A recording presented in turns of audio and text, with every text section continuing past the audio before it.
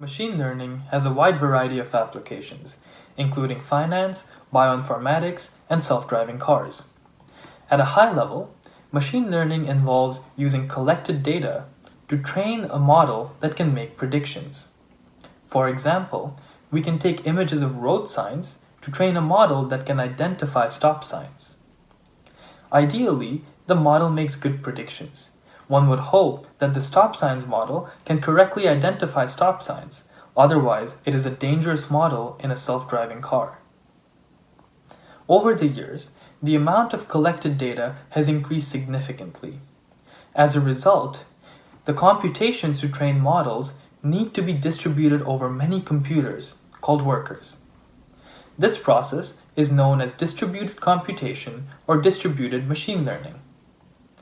Often, the workers compute gradients from their training data and return these computations to a centralized computer, which aggregates all these computations to train the model.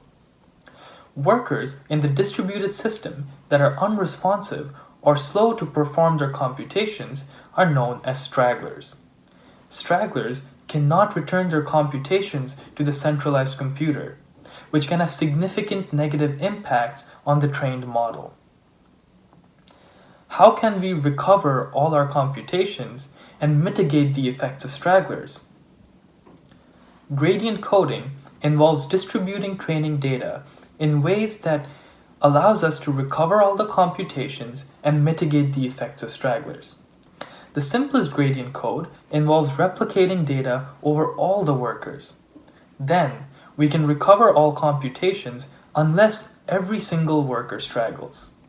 However, this simple code is inefficient and performs poorly in worst-case situations. Existing gradient codes perform better than simple replication by using mathematical constructs called combinatorial designs. However, there are two main challenges with existing codes. The first challenge is that these codes have stringent parameter restrictions. In my research, I created a framework that lifts these stringent parameter restrictions.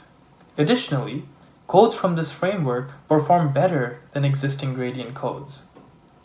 The second challenge is that using current methods, we need to construct a new gradient code for each distributed system of a different size. In my research, I've created another framework that reuses existing gradient codes and scales them to the desired system size. With these frameworks, anyone can construct robust distributed systems which mitigate the effects of stragglers and train accurate models.